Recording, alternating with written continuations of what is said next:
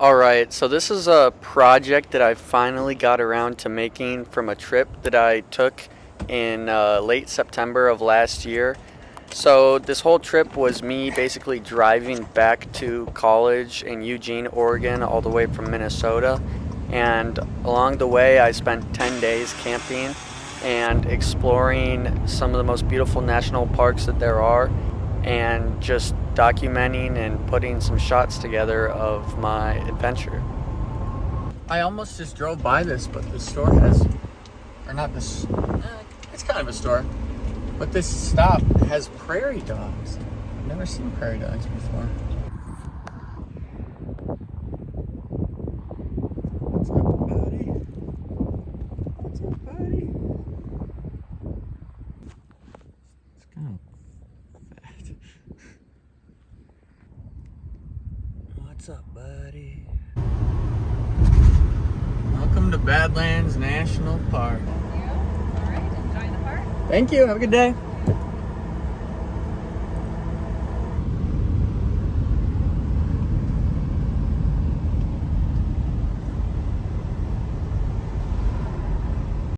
So, just made it to the Badlands. It's a little chilly up here, honestly, but this is what it looks like here. I think I'm gonna go do the Notch and Door Trail hikes. I got up pretty early and drove about 7 hours straight so that I could get to the national park and still have some time to do some hiking and just check the whole place out.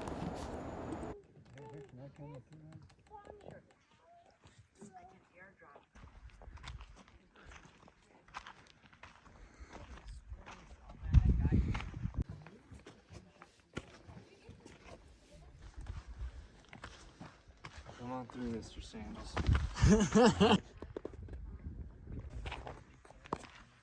This is the end of the Notch Trail.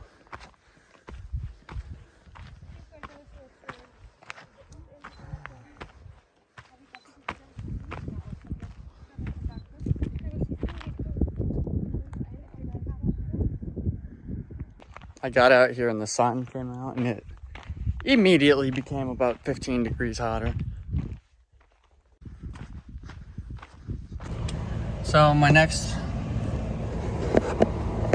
objective is go find a place where I can camp tonight. I found this place on Reddit. It's just like there's a location to some GPS coordinates.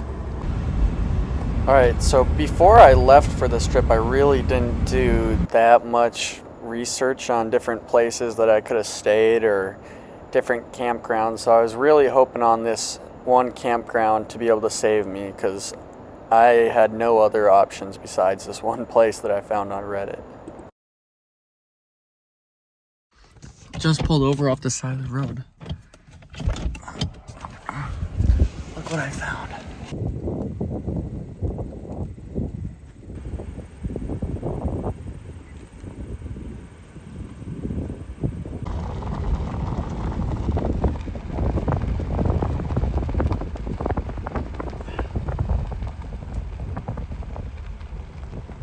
First sheep and now bison.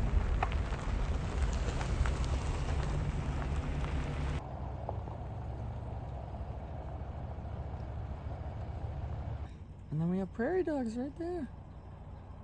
Look at this. Look at all the bison out there. There's got to be at least 50 of them, maybe 100.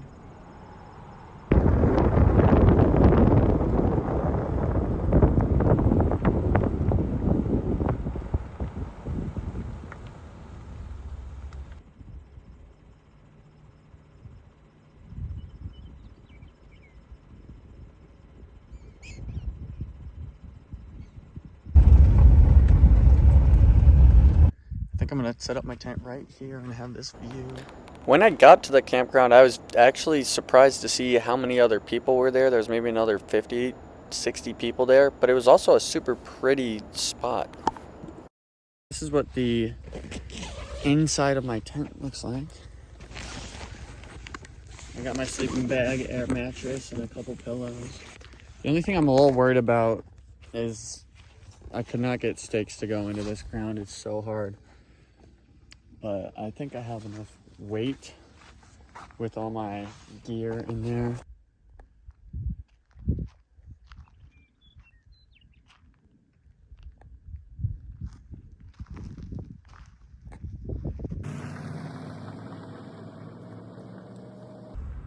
I don't know what that is. I think it's a gazelle.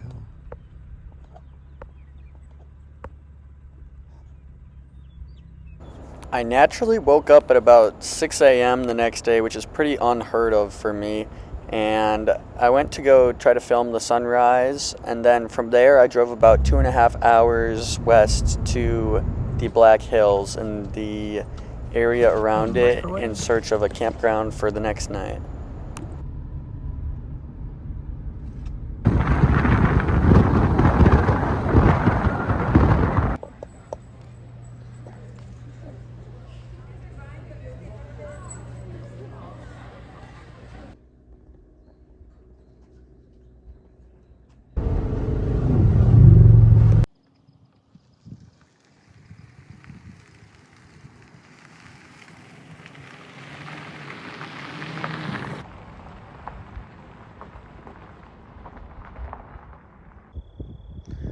So I chose to set up the hammock right here.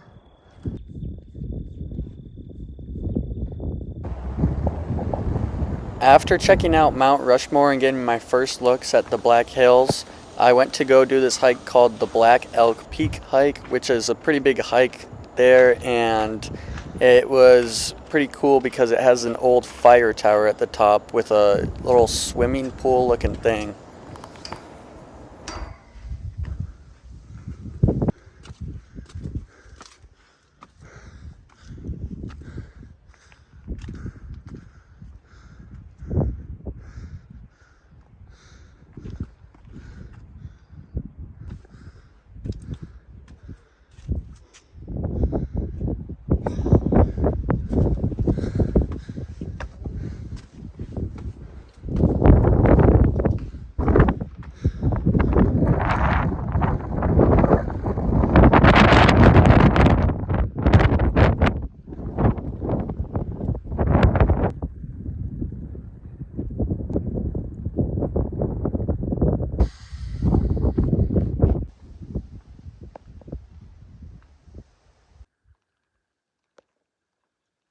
Just finished the Black Elk Peak hike, the highest peak in the state of South Dakota. Phone died at the end, but it's all good. We got back. Now I'm gonna go try and find a campsite. It's already 5:40, so the sun sets in like an hour and a half. But if I have to, I'm just gonna go back to that place that I took a nap at earlier.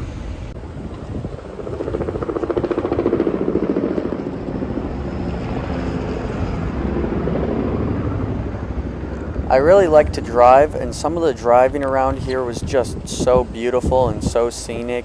I found it so cool that they built all these roads hundreds of years ago, just blasting dynamite through the walls and through the rock, and how narrow it is just driving through with one car at a time.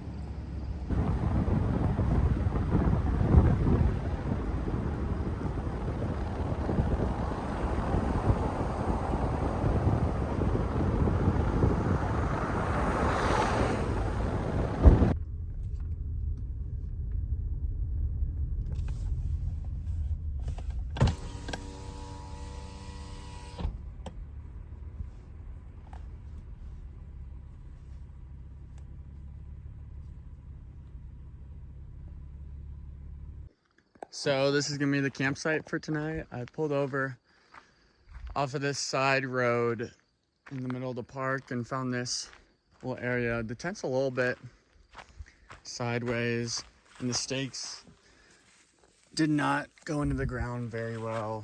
The ground's really hard, but I blew up the air mattress and put the cover on it. So it should be fine. And now I'm just gonna make some dinner and go to bed. Really pretty location again. I would be a little bit worried if I was the only one here, but I did see one car driving down that road that has not came out yet. So I assume I'm not the only person who's kind of boondocking in this location. This is what the car is currently looking like. It is an absolute mess. I have half my stuff as college stuff and the other half is my camping stuff.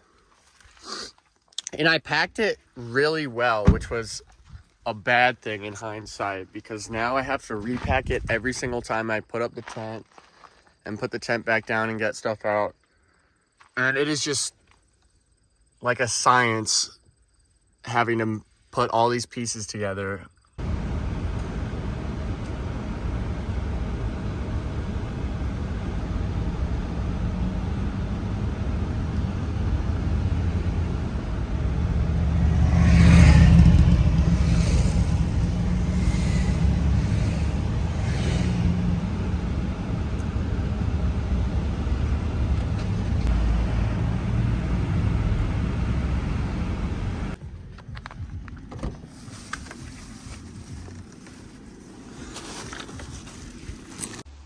I've got all my gear on with me. Yesterday I did the Black Elk Peak hike, and today I'm going to be doing what's called the Cathedral Spires hike.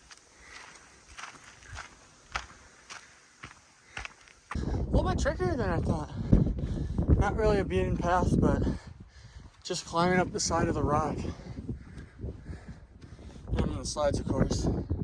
Look at how steep it is. It just drops off the edge of this rock. As long as the hook slides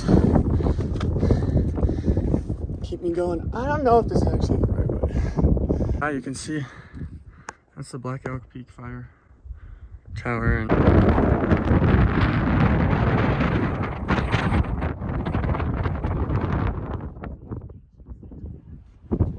there wasn't really a designated trail, but you're kind of climbing up the side of the mountain.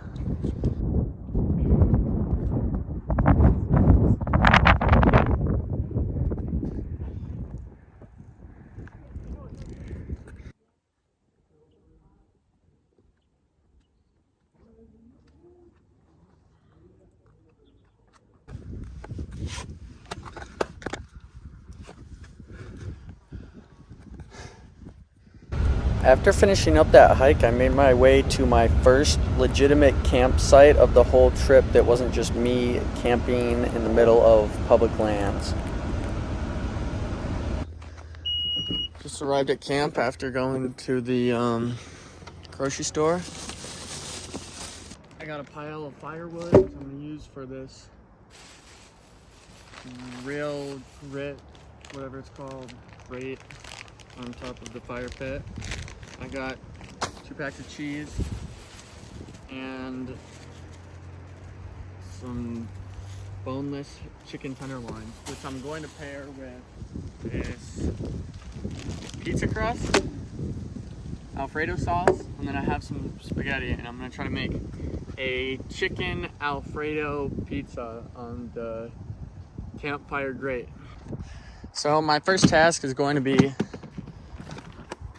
I really don't have any idea how I'm gonna do this, but I'm gonna try to wing it. But first I'm gonna try to cook the chicken, make a fire and cook the chicken and the spaghetti on the grill top, and then assemble the pizza and aluminum foil it and throw it into the fire to hopefully cook up the whole thing at the end.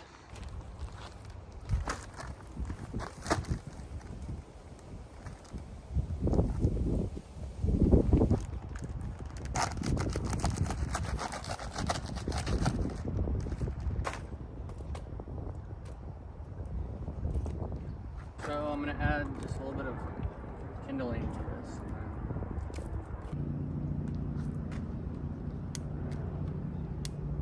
I think that this pot should be safe to be on there.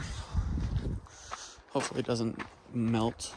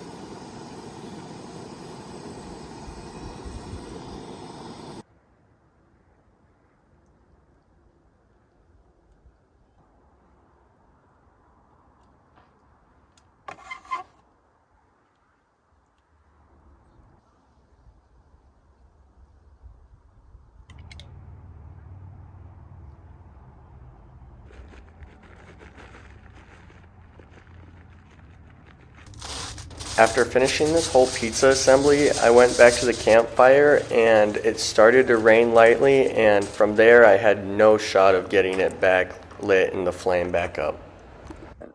Chicken Alfredo pizza.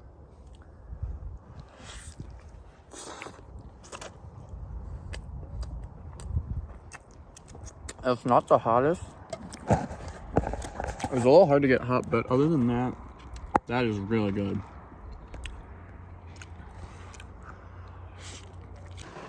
Well, right as I was cleaning up my dinner, it started pouring outside, and now all my leftovers are getting soaked. Everything's a mess, and half my stuff is still outside.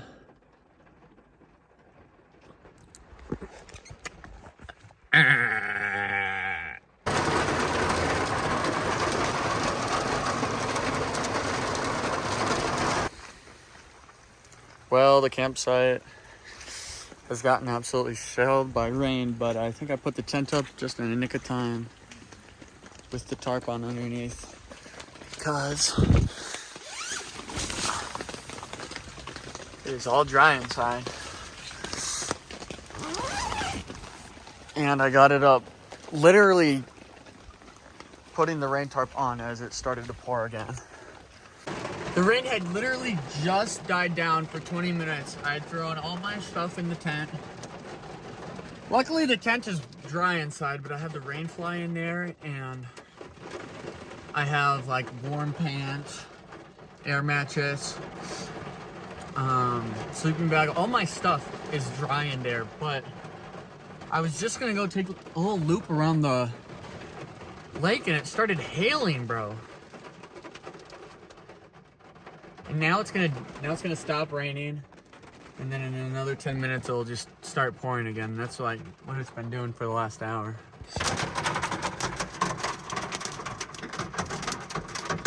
This hail cannot be good for my windshield. I set up my tent at like the perfect time. This is the third big downpour. The first downpour happened and then it stopped. And I realized that I need to start getting my tent set up before more rain came. So I quickly set it up. And as I was putting the finishing touches onto the rain fly, it started pouring again. And so I was a little nervous after the second big downpour to go check it out and see if it was just soaked inside. But it was dry. Inside, it's just hailing and raining like crazy.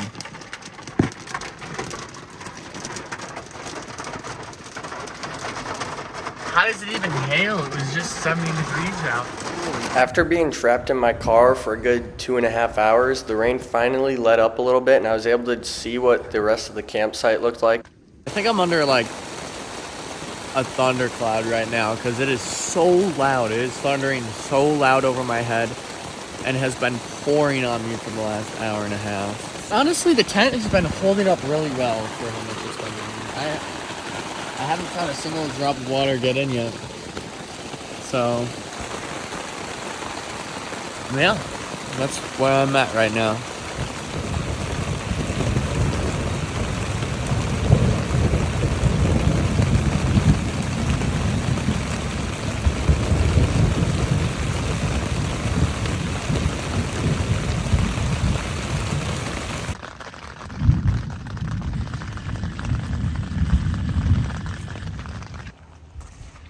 Well, right as I was about to finish packing everything up, it started raining again, so back into the tent I go. At least I wasn't mid taking the tent down, because that would have been a mess. It's quite ironic that I actually said that, because maybe a good 30 minutes later I actually took the tent down and it just started pouring on me in the middle of it, and my entire tent and rain fly just got so soaked and so muddy.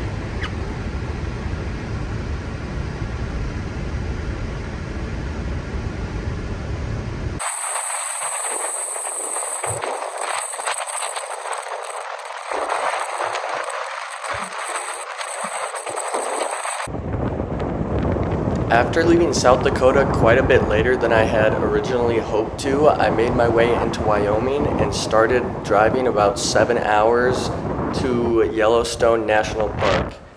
Here I'm making my way through the Bighorn National Forest. It got up pretty high. It was a super cool drive, and my favorite part was just cutting back and forth through these mountains and seeing the big changes in elevation.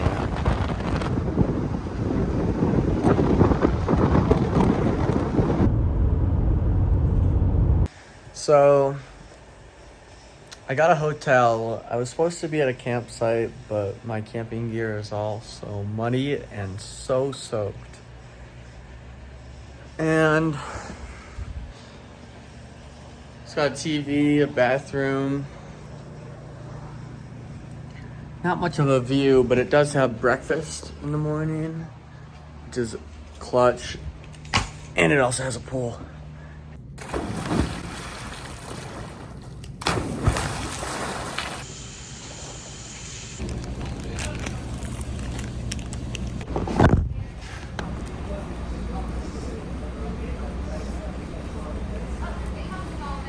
Yard line, and so the Vikings, who had done absolutely nothing until that drive, run a little bit, just as Kevin O'Connell says, just be efficient.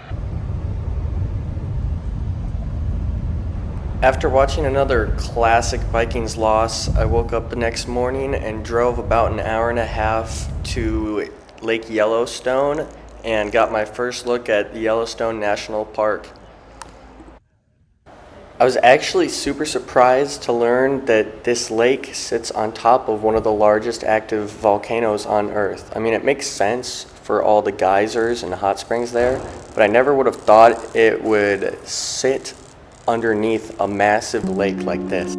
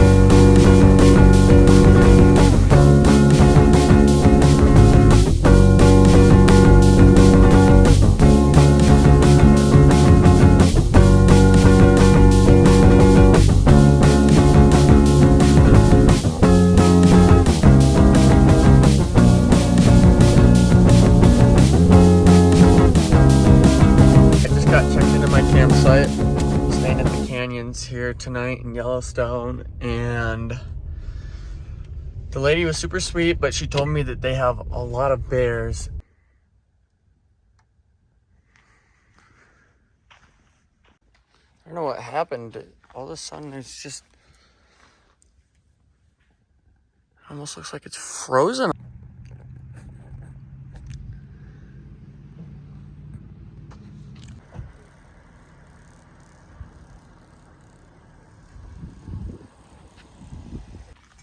I've set off hiking Mount Washburn here in the canyons of Yellowstone. This is what it looks like. And one noticeable thing is, even though I'm not higher up than I was when I was doing those hikes, in terms of like looking out over everything, the elevation is much higher, so I can feel it. At the top, we're gonna get to about 10,500 feet, I think.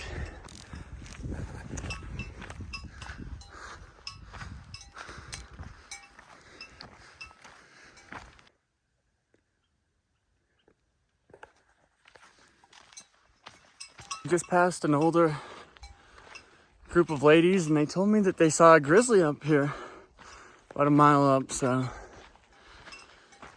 I keep my bear spray ready, but I don't know, maybe there's a chance I could see grizzly bear up here. Finally, a little view of the finish line.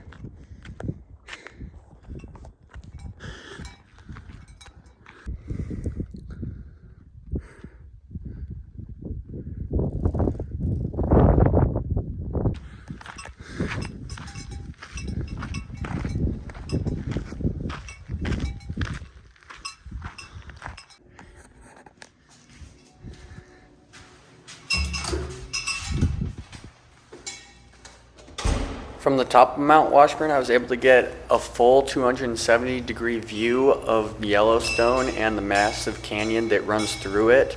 And it was just a super breathtaking view on a super beautiful day.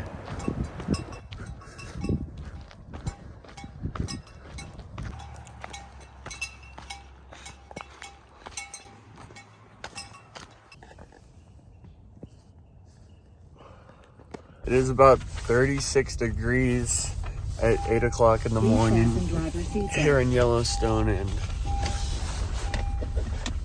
it was cold all night, even though I had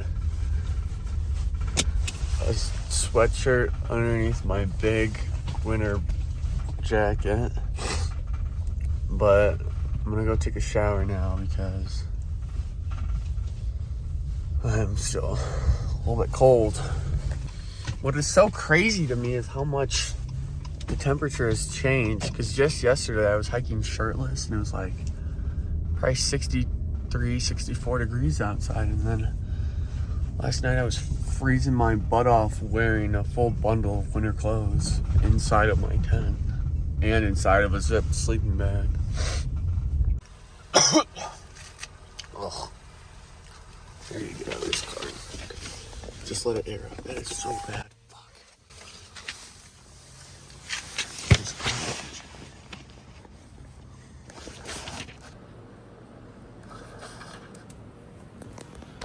All right. Looking back on this is one of the stupidest things that I have ever done in my life. So when I went to bed the night before, I had kept the safety off of my bear spray because I was so paranoid that a bear was gonna show up at my tent in the middle of the night. And then when I got up in the morning, I was freezing. I grabbed my bear spray, I put it in my winter jacket pocket, forgetting to put the safety back on. And when I got to the shower place, I leaned over to grab my little shower ticket to go into the shower, and my elbow pushed down on the bear spray for just half a second, and half of the entire can came out, and it sprayed everywhere in my car. And to this day, like 6 months later, I still will accidentally reach my hand down inside of like the little pocket between my seat and the center console and feel stinging on my fingers because there's still chemicals there that I haven't been able to get out of my car. That stuff is so powerful. So I ditched the car for like the last hour. I was just standing in the shower trying to get the smell of the bear spray off of me. It is so bad. It smells like, it's just like it'll make you cough out of nowhere in this car, and these toxins or whatever it is, these chemicals cannot be good for my lungs. I left the sunroof open when I went in, and it still smells awful, and just like I can feel it in the back of my throat. It is the grossest thing.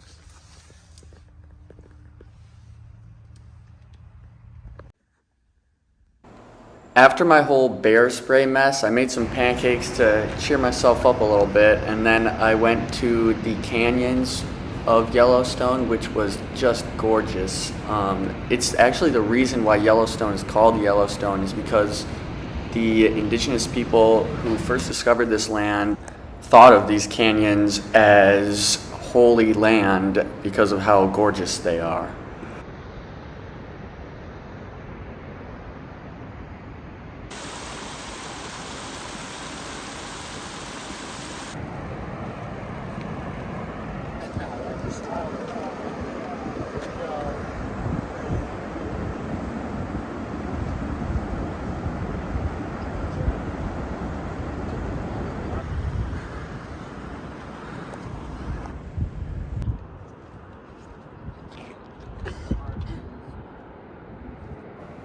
Alright, so from up high where you're looking down on the river in this shot that I took, it kind of looks like the river is a little shallow, but in reality, it's over about 3 football fields vertical deep.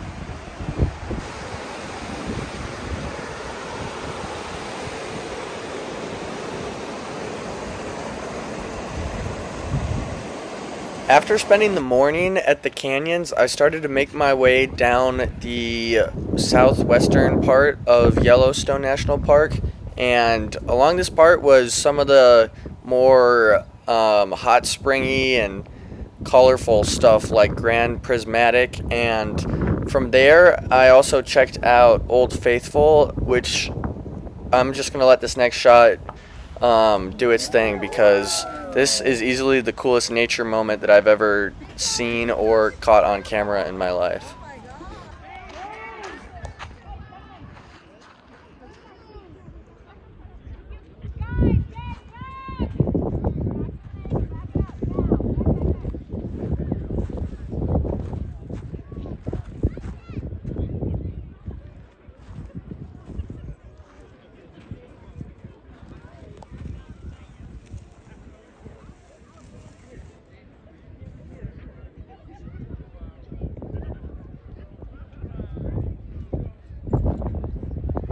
Yeah, that moment was pretty unreal. I felt like I was in a National Geographic documentary with those bison just walking through in the middle while Old Faithful was going off, which only goes off every about hour and 45 minutes or so.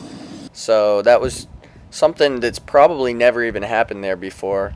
And then from there, I made my way to the very southernmost point of Yellowstone where I camped alongside a lake. And after that, got up the next morning and made my way to the Grand Tetons.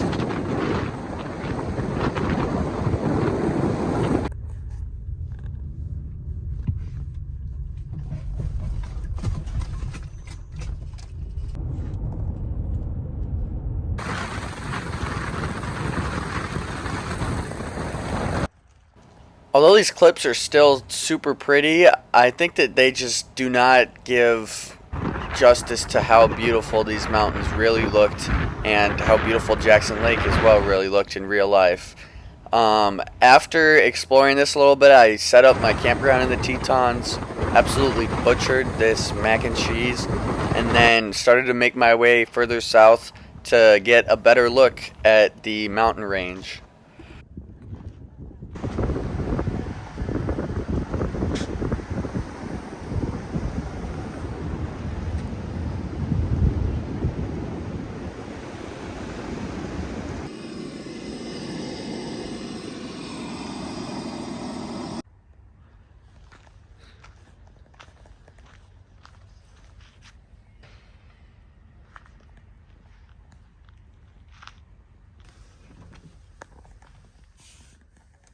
After spending a couple nights in this campsite off of Coulter Bay there in the Tetons, I made my way to the edge of the national park down to Jenny Lake, where I went on a hike and took a boat across the lake to get to the base of this hike to climb up into this mountain range.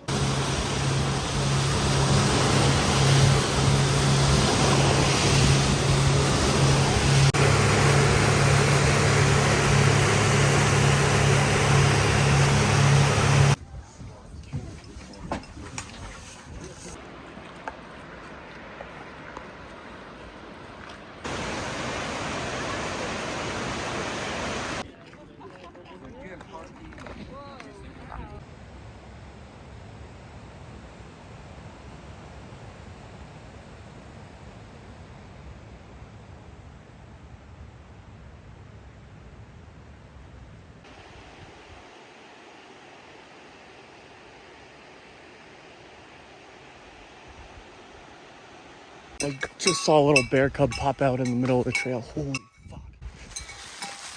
I'm gonna get my bear spray ready, but holy shit. Back down the trail I go. That is crazy.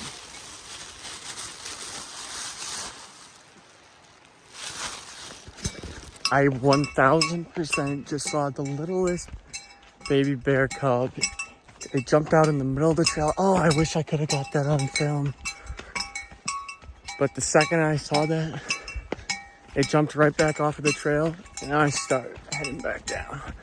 Because I know that if there's a little baby cub that little, the mom's not going to be far. And also, will be very aggressive. Alright, so just another part to this. I was so scared of my bear spray after spraying it all over myself in the car that I put it in a trash bag and I double knot tied it as hard as I could. And it was basically useless at that point because once I got to the area and I saw the baby bear cub, I tried to open up the trash bag and get the bear spray out, and there was just no shot. I tied it so tight.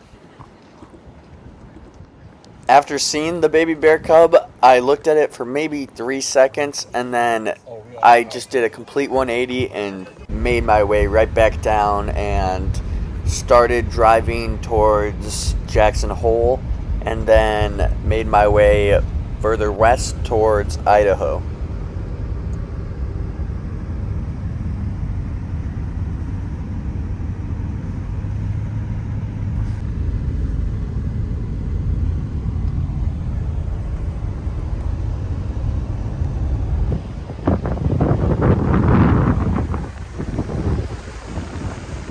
The last couple of days of my trip were a bit less eventful than maybe the first week was. I spent a good amount driving, and then I stopped in Twin Falls and checked out this place called Shoshone Falls, thinking that there was going to be a roaring waterfall, but in reality they stopped it with a dam in the winter, so there wasn't much there. I mean, it was still pretty. But then from there, I kept making my way west and stopped in Bend, Oregon before making my final stretch to Eugene, Oregon, and getting to school right before the first football game of the year.